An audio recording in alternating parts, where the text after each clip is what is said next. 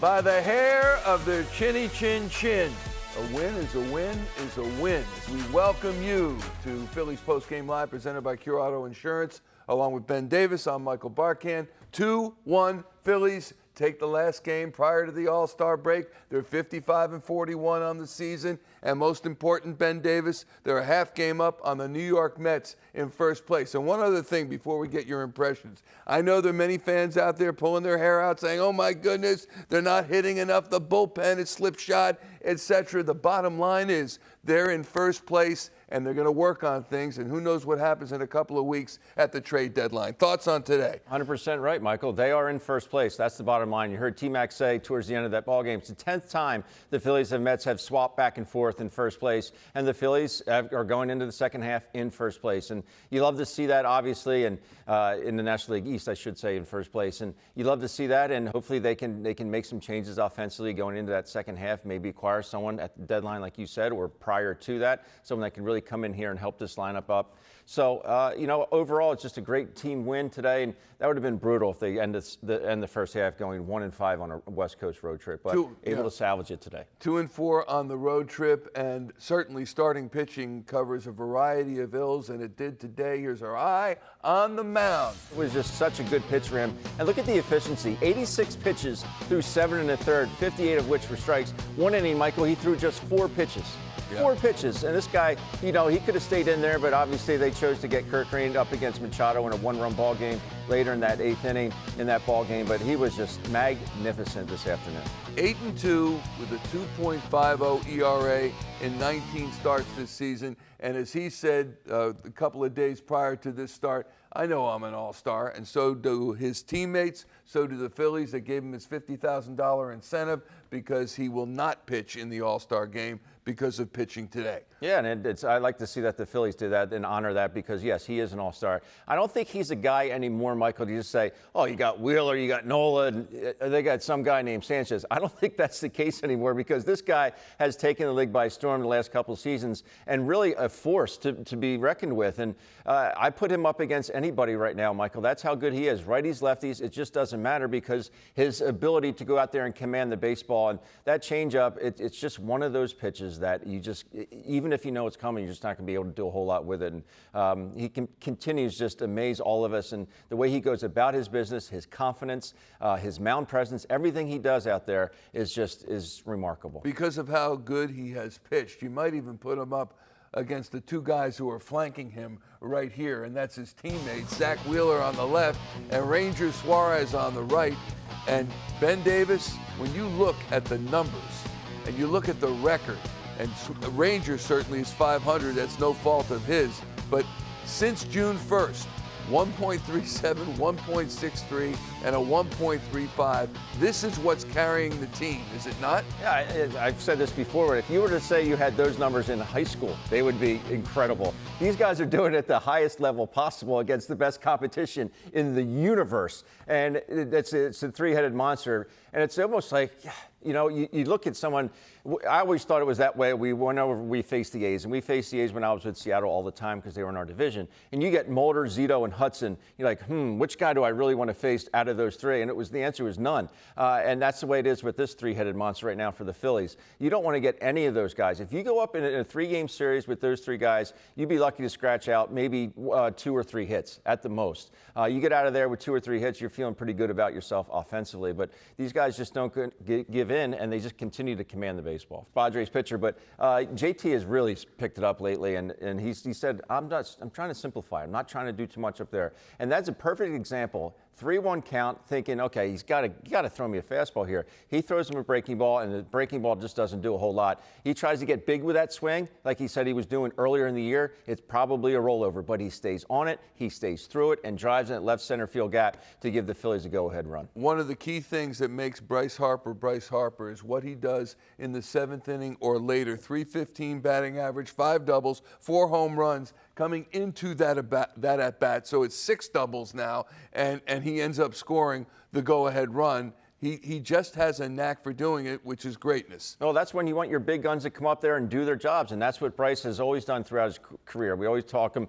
He's a red light player. When it's ready to go, that camera comes on, the lights get brighter. That's when he shines the brightest, and he does it again today for the Phillies. Get it on. Just 2 combined RBIs for both teams today. Just 2. Phillies win it 2-1, and obviously get out on the right end of today. 96 games in, 66 games remaining. What does the manager think of this win going into the All-Star break? Here's Rob Thomson. On the Tatis steal, that was JT's fastest pop time and arm strength. Like when you saw Tatis get that lead, did you think he had any chance to get him? Not really, but that's what JT does. He's a great athlete and comes up with some amazing things. And I thought Trey did a nice job on the backhand with the catch and tags. That was a big out. Chris was at 86. Just didn't want to see Machado and Bogart the 4th time, or? Well, and the last at bats for both those guys, it looked like they were seeing them pretty good. So, I just decided to go to Kirk.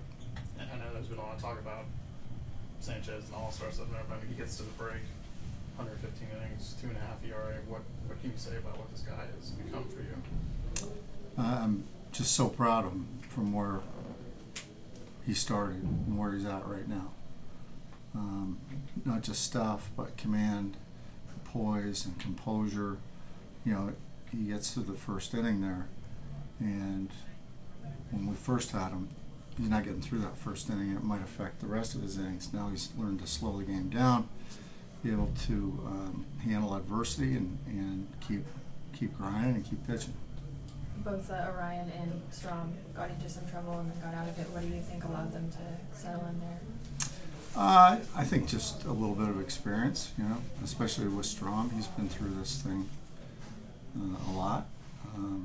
Kirk struggled a little bit with his control early, but it seemed like he found it and got out of that situation, so that was good. I think everybody needs a break right now. Why do you say that? I just think we've been grinding, There haven't been many games where you felt really comfortable. Everything's been a close game, whether we're down, whether we're up, and I think I think everybody just needs a little break right now. JT, has shown you a little more gap power the last few weeks. What do you think has enabled that? I think it's just timing. It's always timing with JT, and I think he's on time now, and the stroke's really good. I love where he's at. I know that there hasn't been a home run in how many games, but it's going to come. If he keeps swinging the bat the way he is, it's going to come. Rob, I know you let these guys go and get away and all, but is there a little rules meeting maybe like, hey guys, let's not do this or that? Well, or let's make sure the only thing that I tell them is just to move around a little bit. Pitchers play catch. Some of the guys I know are going to do some bullpens, but just move around a little bit and just don't lay around for 4 days and get stiff, and then all of a sudden you got to crank it back out. Phone wasn't available. Not available.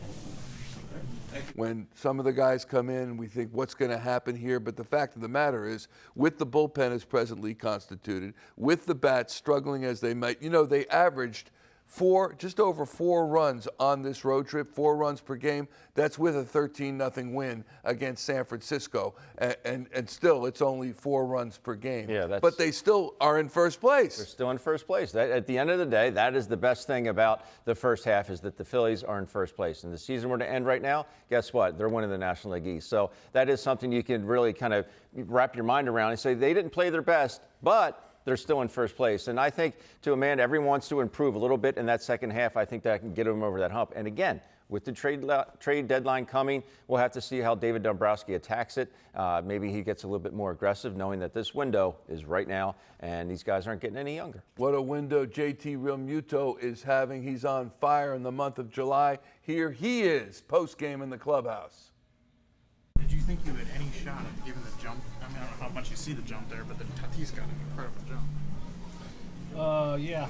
I thought I had a chance at him. I just knew it would probably take a perfect quick throw, Sanchez, what can you say about what this guy has done? Because it wasn't that easy early on in the game there for him. No, to be honest, this was probably the least amount of feel I thought he had with his fastball. I thought he was missing over the plate a lot, which usually when you're not able to command your fastball, it's tough to get through an outing. But his changeup was so good today that we were able to use it enough, keep him off balance, and then he just made big pitches when he needed to. What do you think has been clicking for you at the plate of this last stretch here? Just trying to get good pitches and put the barrel on the ball. Simplify my approach and just do less, really. That's what it comes down to. Just let them supply the power and just try to get the barrel to it. Do you think that the changeup plays a little bit more against like a lineup like the Padres that are really aggressive for Sanchez? Yeah, it definitely helps when hitters are aggressive. But they also have guys that weren't very aggressive today, and he did a good job throwing it for a strike when he needed to. So like he has a good idea of who's swinging and who's not. So just manipulating his changeup in and out of the zone when he needs to. JT, what's the hardest thing about when you have guys going like this, making sure it carries through in the second half for you? I just got to keep it rolling, to be honest. I don't really think too much. I mean, in my opinion, the break usually helps a team like us, who's a lot of guys that play every day and play a lot of innings, guys that are starters pitch a lot of innings. So I think the extra 4 days off usually tends to help a team like us. Even, hopefully we don't come out sluggish, but if it takes a couple days to get going again, I think in the long run the break helps. He's got a great arm. Yes, he does have a great arm, but his footwork is what enables him to be such a good thrower because he does the same thing pretty much every time. It's like a pitcher. Pitcher wants to get to the same release point every time. What do you have to do to do that? You have to repeat your mechanics, and that's what JT does so well. Whenever we played the Rangers, we played them an awful lot being on the AL West. Everyone's, oh, look at Pudge. He's got the greatest arm. He's got the greatest arm. I said, nah. Does anyone look at his footwork? He's so efficient to his feet. He does the right thing. But, man, he gets to his feet quickly. And, yes, he does have a cannon attached to his shoulder there. But this is something that JT does so well. He takes a lot of pride in it. He and Dusty Wathan work their tails off. But, yes, he's got a great arm. He gets to his feet well. And it's really a perfect storm to throw guys out. All right, let's take it next level now from Ocean Casino Resort in Atlantic City. And you would think his pitch count was down so low that you'd rather be a contact hitter, a contact pitcher, than a strikeout pitcher. That's how you get 4 pitches. There were 3 swings and misses, and Arise took 1. Yeah, that's the thing about Cristopher Sanchez, much like Ranger Suarez. Yes, he has the ability to punch your ticket and strike you out, but these guys want to induce early contact. They say, you know what, I'm going to throw a little sinker outside. I'm going to throw a little changeup outside and see if I can get that soft contact early in counts so I can pitch deeper in the ball games. And that's exactly what he did this afternoon to Sanchez, and obviously being very efficient, 86 pitches through 7 in the third. Let's hear from Cristopher Sanchez, today's starter, today's winner in the clubhouse. How pumped were you when you saw JT throw out Tatis in the 7th? Que tan emocionado tú estabas cuando viste que JT sacó a Tatis en el segundo en el primer. No, bastante. Temprano me estaban corriendo mucho y me estaban robando la base. Estaba bien satisfecho. A lot. I was very satisfied with it. Excited. They were running early on and taking the bases early. Rob said maybe a previous version of you might not have been able to overcome that first inning. It might have continued to affect you. How do you think you were able to kind of put that one behind you? Manuel fue una versión más vieja de ti. Tal vez no hubiese podido sobrepasar ese primer inning, que pasaron un poquito de problemas, pero que esta versión tuya sí, que es lo que tú crees que ha cambiado y que ha mejorado. No, la experiencia, el trabajo constante que he venido haciendo y mi preparación me ha ayudado a mantenerme y a resolver los problemas en esa situación. The experience that we've gotten and how we're working out and the preparation that we do before the games and then before every start, I think it's what's put us in this spot that we've been able to perform better in those spots too. You go into the break with a 2.5 ERA and 19 starts. Like, what's the most satisfying part of the first half that you had?